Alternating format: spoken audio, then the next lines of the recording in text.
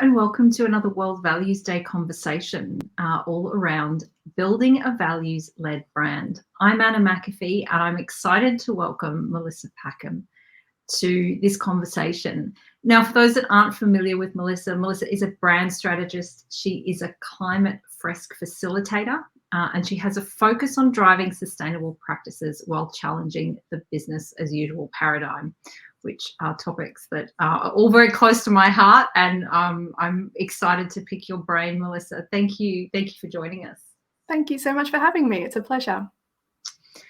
Now, my first question is really around this whole business as usual phrase that many people are using.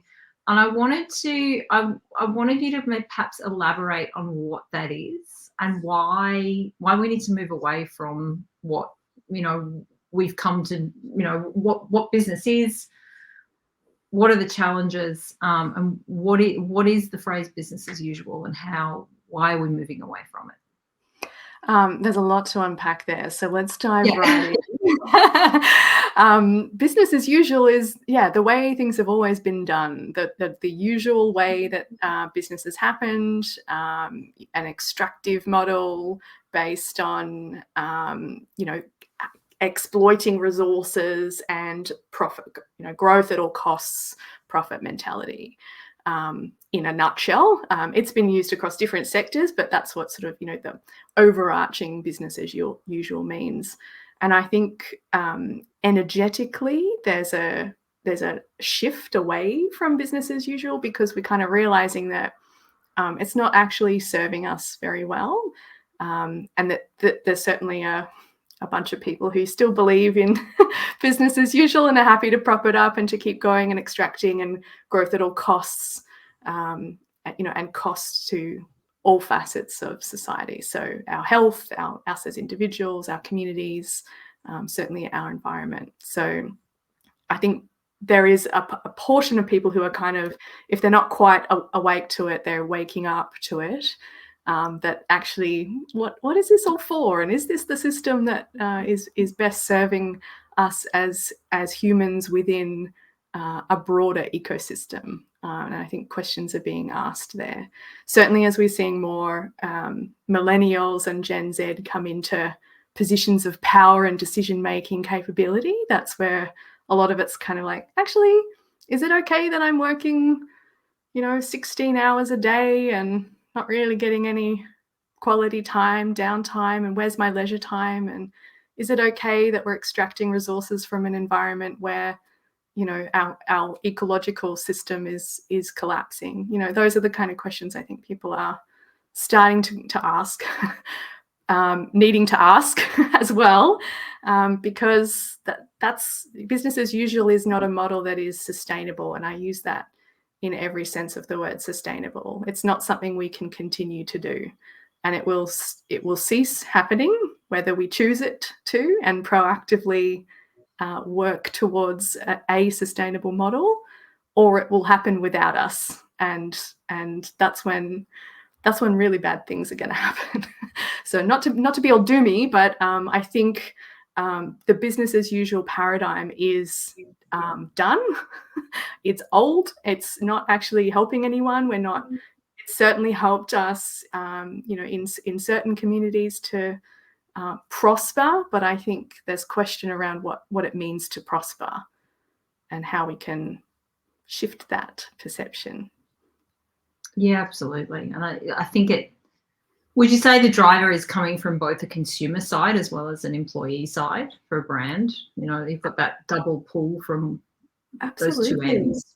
Yeah, and I'd say more ends, all stakeholders, communities that they're operating in, and shareholders, investors, everybody's starting to ask the questions. And it may come from different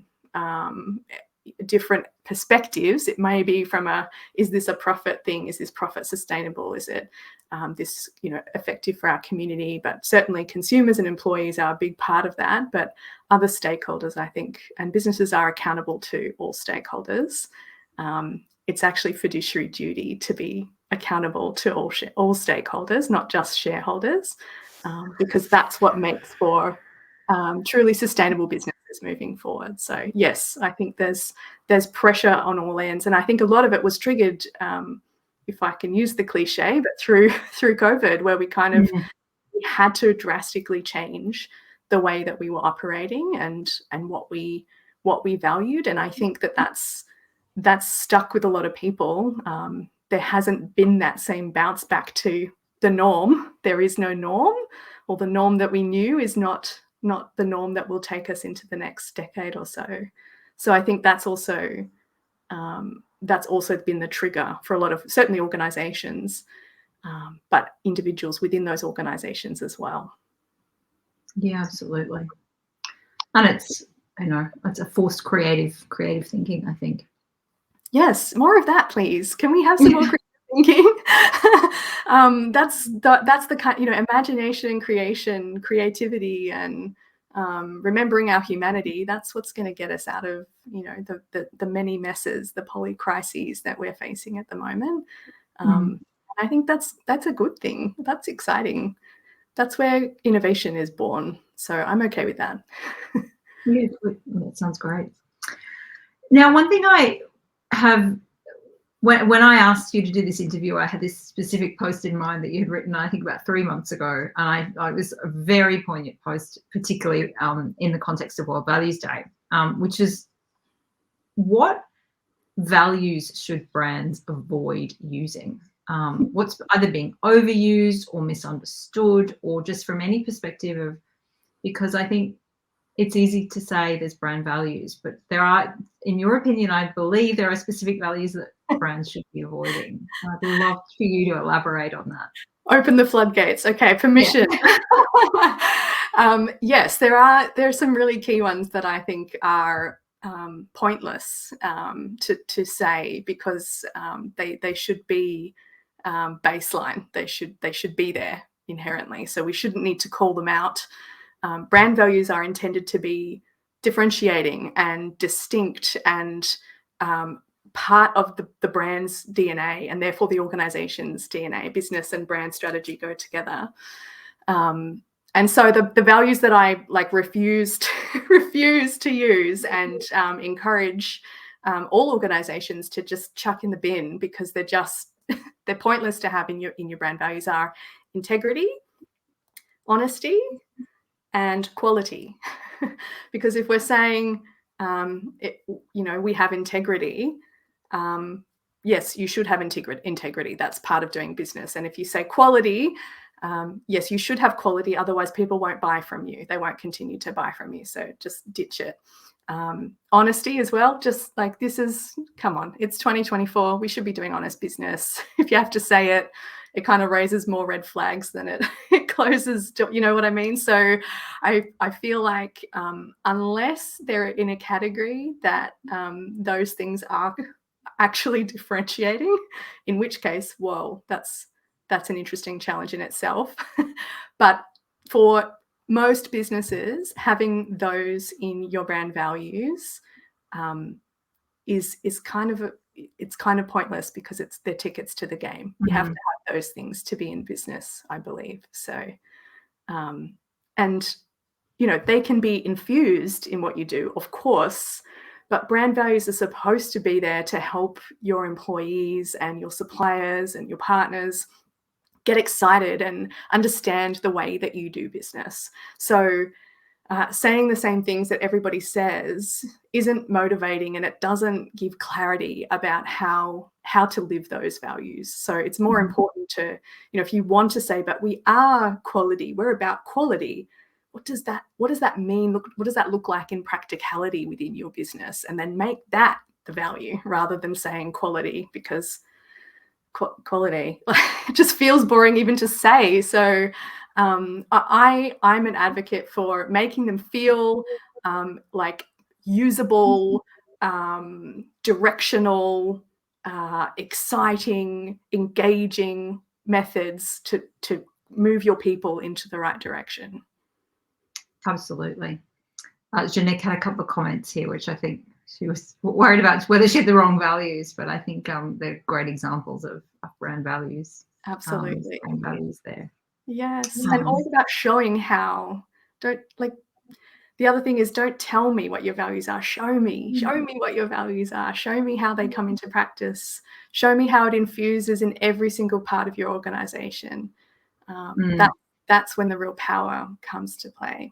Yeah, and I think that's, I mean, now the theme actually for World Values Day this year is bringing values to life. And it's not just about those, you know, specific, it's not just about the values, it's actually how do you put them into practice. And that's really important from a brand perspective, because it's very easy for social media managers to say, well, here's our brand values, but actually how do you embed them within an organization, and what these actually mean to us is really important. So yeah, I love those.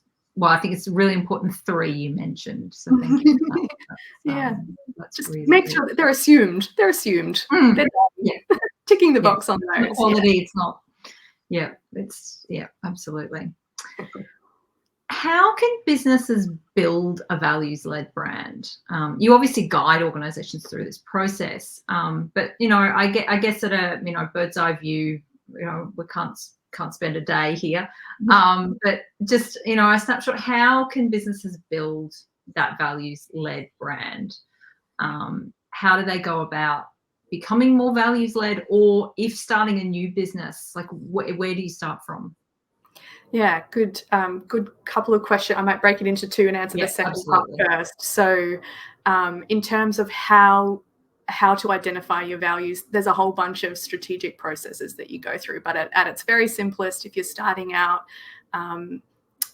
you're thinking about, well, what are we here to do? What are we here to do? That's our purpose. What is the world that we're looking to create or contribute to? That's your brand vision. And then your values is how are we going to do that? How, what is the vibe that we will, move through, and how we'll operate, what will guide us in the way that we deliver to that purpose and that vision. Very simply.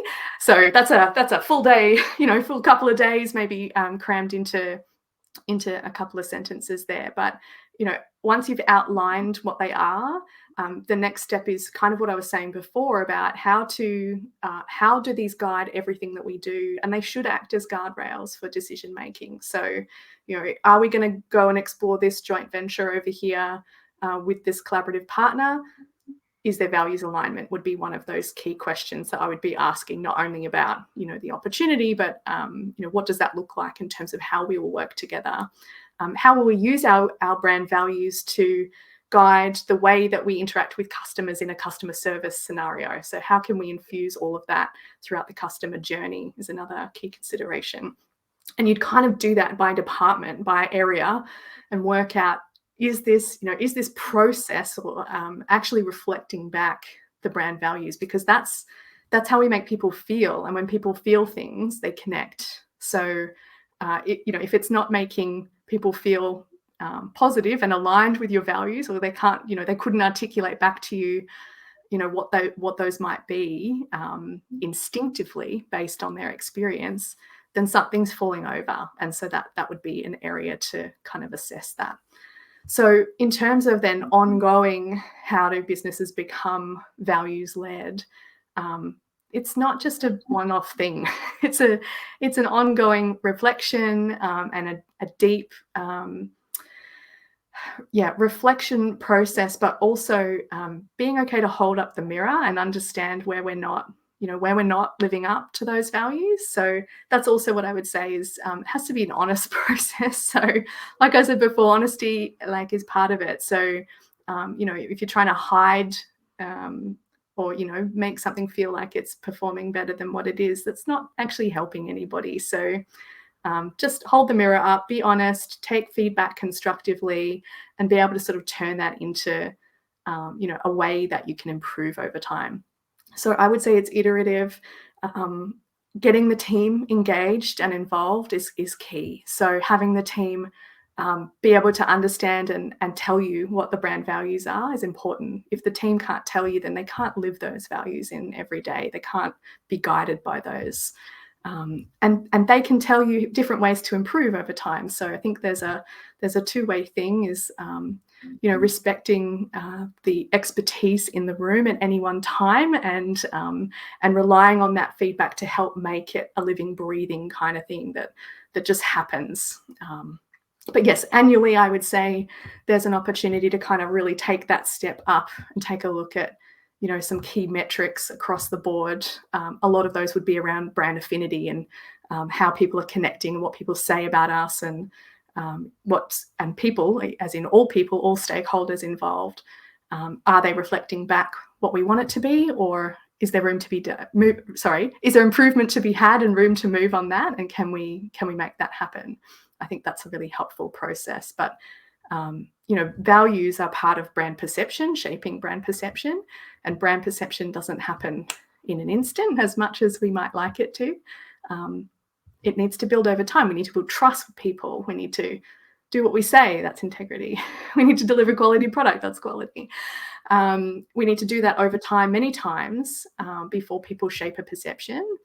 And certainly with Gen Z especially, they're not taking any crap from anybody. They are determined to connect with and buy from brands that they believe in, and they are very quick to sniff out insincerity and brand values alignment. So another warning bell, but also a call to action and an exciting opportunity, I think, is to kind of consider there's a new, very powerful consumer group coming through that businesses need to be aware of, and to kind of check themselves before they, there's the very extreme, which is cancel culture, and that can quickly escalate before anyone realizes it's happening. But I think brands that do have integrity naturally and are doing, genuinely doing the right thing, and communicating where they're at,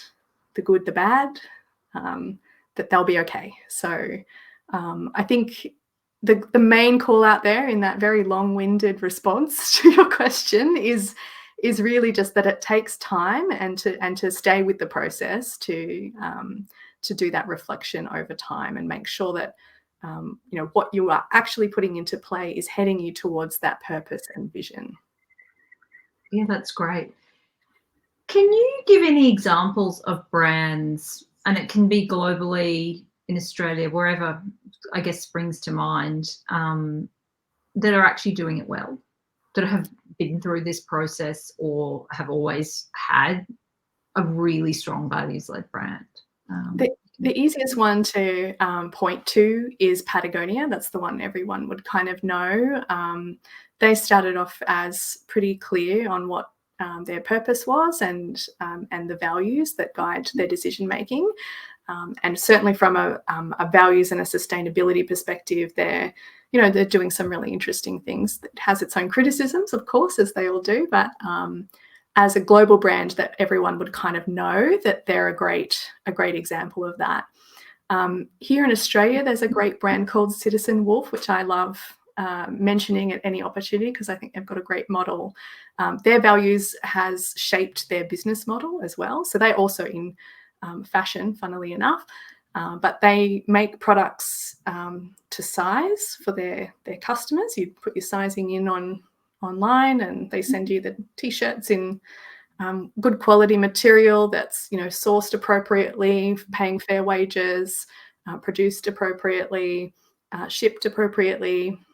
All of those things have been guided by their values, and they have a circular model. So if you've got repairs that need to happen, or something stretches or doesn't perform as it's supposed to, as well as a t-shirt can perform,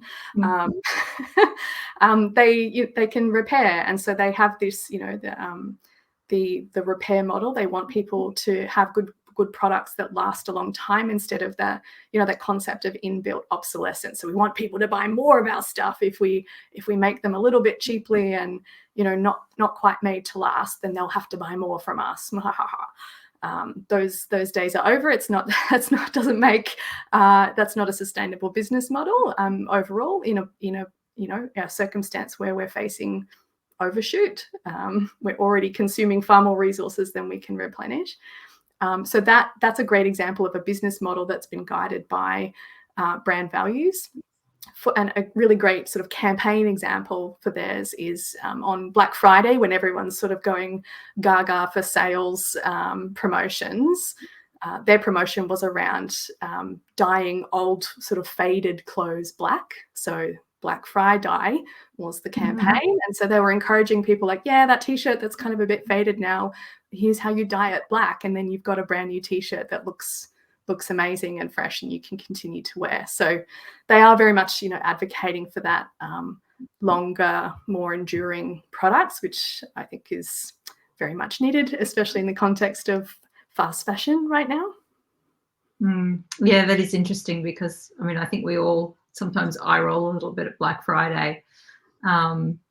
And the brands that choose not to participate in it, I think, are making a statement that is a very values-led one. But I love that, the Black Dye Day, maybe. That's a very good take on something else. Yeah, that's really good. Now, I wanted to, so I want to get your thoughts on values washing, because this is a really big thing. And maybe we'll talk about values washing before we talk about greenwashing. But I guess, how would you define values washing, and how can businesses avoid it? Values washing is like any washing in this space. Impact washing falls into here as well. Saying you're doing something, but you're not actually doing something. You're trying to be able to market a position in order to gain favor for, reputation or certainly sales, when that's not actually the case, or sort of dipping the toe in when it's sort of in vogue to do so, but not actually committing to any, significant policy change or anything that's going to last over time. I think it's also called woke washing. It's got all sorts of names, but this space, around sort of jumping on a bandwagon because it seems that other brands in your category, or, that it's of interest to your customer or consumer, but not backing it up, basically. So you haven't got the evidence to support it, or policy is a big one. So, a lot of brands jumping on, it's Pride Month now, so jumping on the bandwagon for, we support our LGBTQI, community, but not having a sufficient policy inside their organization that reflects that that's actually true. Reconciliation action plans would be another one. So jumping on board, we support our Indigenous community, but not actually having a long-term plan for reconciliation or reparation or engagement with their community in a meaningful way. So it's the saying of something because it sounds good or will potentially make them look good without actually having something meaningful and concrete and enduring to back it up, basically. Yeah, absolutely. And I think marketers have a big responsibility to play in this. We really do. We do, because we love a good claim. We love to be able to say something really positive that reflects on our brand. But I think a lot of marketers, and I am one. Likewise, yes. So I can say it. It's permission. Holding the mirror up is kind of like, well, hang on. We can say this, but what does that mean? And are we okay with this, just being a one-off thing, or do we have a role to play in making this more enduring and real and concrete to get actual change? And I think, marketers, especially driven by or measured on very short-term KPIs, are particularly at risk of this type of washing. Especially if they're sort of caught up, we know as marketers, you get stuck in your bubble as well. So if you're caught up in what's happening in the bubble, but you're not kind of looking up and out and engaging other stakeholders within the business, especially, then that's when those things start to fall over pretty quickly. But yes, I think marketers have a big role and responsibility to play. Absolutely. I think I don't think I can pull up. Helen's just made a great comment here. I don't know if that actually does. I thought it was going to cut it off. But I thought I would just bring that up. Thank you for sharing that, Helen. I'll give. So it's a post from, just make sure we get post from Alexa Heinrich, just to give that credit. Thanks for that, Helen. Yeah, it's absolutely true. The virtue words signal. are nice, but often empty. Yes, that's right. And so that's a great point about this. You know, we support you, and they've been burnt before. All these communities they've had their month, their days hijacked by brands and commercialized and capitalized and commoditized, and that's not helpful. So I can completely understand that position of I'd rather choose someone who's not saying anything. And I think, it goes back to, if you don't have anything nice, I put in brackets, and meaningful and evidence-based and real with a long-term commitment attached to it, then don't say anything at all. So I can certainly understand that position on choosing brands that just don't go there. And I mean, the alternative that I have seen in that is, ultimately, if you are a brand and you know that you have improvements to make, actually acknowledge that and sharing the steps that you're taking, for example, to put in a reconciliation plan within the business, or to support members of marginalized communities. You don't have to necessarily have the policy to make the claim, whilst obviously the policy is the goal. Is actually getting feedback or sharing that journey is a way to build trust. Definitely. And then the other one is just doing it anyway without having to shout from the rooftops that you're doing it. You don't have to. If it's actually that meaningful that it needs to be done, it doesn't have to be talked about, because that's actually just about making it about the brand and putting, instead of it actually being meaningful, because it's meaningful in itself. Perhaps more meaningful to the business than the brand. Yeah, that's right. Yeah, absolutely. Can we talk a little about greenwashing? Because I know obviously values washing in general is extremely important, but you obviously have a very special interest, Melissa, in greenwashing. So can you talk a bit more about greenwashing and what is happening in this space, and how people can, I know you're running a workshop, so please do feel free to mention that. But just in terms of greenwashing, what's actually happening in, what are the trends within greenwashing that we should be looking out for, and how can we avoid it? Yeah, same rules apply. Greenwashing is making out that you are more environmentally friendly than what you are, or more sustainable than what you are, or trying to sort of show that your impacts are less negative than what they are. That was a really bad way to word that.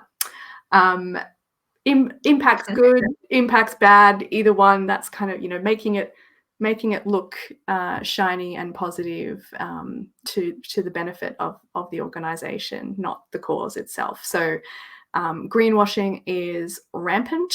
There is a Senate inquiry happening now in Australia about greenwashing, with hundreds of submissions from all sorts of organizations and individuals about that. So that's being explored now. We've got a context where the EU is sort of ramping up their regulations as well on greenwashing. So usually that's a look into the future in terms of what happens in Australia.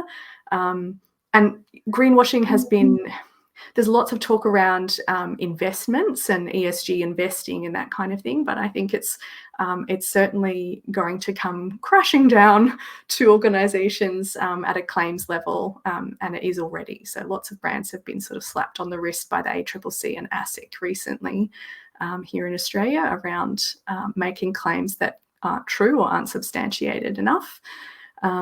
And in the context of mandatory climate reporting coming into effect here in Australia next year, that there's going to be a risk of more of it. The risk being that with additional pressure from a regulatory perspective, companies are going to be scrambling to try and get their houses in order. And in doing that, they're probably, there's going to be a rush. And I think, as with anything, if you rush something, it's unlikely to be in tip-top shape. So there'll be a surge of claims being made, which I caution marketers to hold, please. Get your questions ready for your stakeholders and be really clear about what your sustainability position is. Because ultimately, greenwashing, as with any other washing, is negative because it doesn't help the cause, and it misleads people into thinking that action is being taken when in fact it either isn't or isn't in the same way that a person might think based on the claims that they're seeing. And that's not good. Again, in the context of the crises that we're facing right now, anything that sort of says one thing but isn't doing what you think it is very dangerous. It makes people feel complacent that they don't have to take action because it's being taken care of by the businesses that we trust more than governments. The Edelman Trust Barometer shows that people trust businesses more than governments. So they're placing this trust. We're telling them we're doing the things, and then we don't do the things. Or the things that we are doing are not actually considering other elements in the system. It's dangerous. So it's not helpful. Yes, I am very passionate about it, and the same reason that I mentioned before about marketers have a role and responsibility. I absolutely think they do. I think we need to raise the bar higher, ask better questions, get really clear before we start to make claims, even though we might be very excited to do that. And so that's what my workshop is designed for marketers of all stripes. Is happening tomorrow. And it is about that, is how do we, what is greenwashing, and how do we kind of understand the ins and outs and how it's far more stealthy than what we might think. Absolutely. For anyone who is interested in that, please do go to Melissa's profile on LinkedIn, which obviously will be tagged in this post. If you're watching a replay, you've probably missed it, but do follow Melissa on LinkedIn, who I'm sure will continue talking about this subject and have many resources available for you.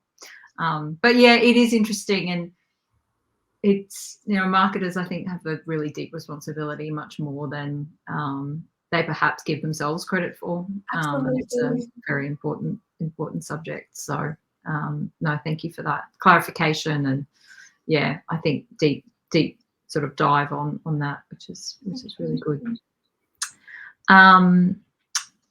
Is there anything you wanted to add that perhaps, I know we're kind of coming up for time and I could talk all day, but is there anything you wanted to add, Melissa, that we haven't mentioned that you think is really important from a brand values perspective?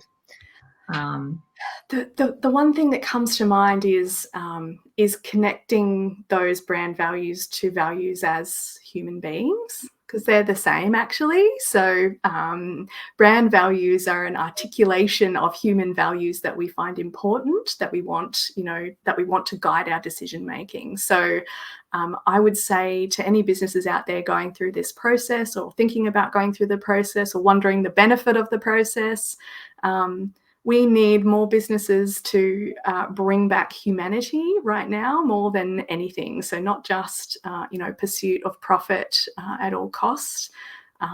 That's not going to serve anybody. So how can we infuse more of our humanity, which is that which makes us human, that which makes it a wonderful, joyous experience to be human? If we can infuse more of that in our everyday, in our organizations, then I think we have an opportunity to come out of all of this much better, and to build better businesses that connect more deeply with people. Mm-hmm. That's a great way to end this conversation. Thank you so much, Melissa. This has been great. For those who've been watching us live, thank you, and thank you for the really great comments in the chat. And yeah, connect with Melissa. It's definitely a very, very worthwhile conversation to keep continuing. Thank you very much.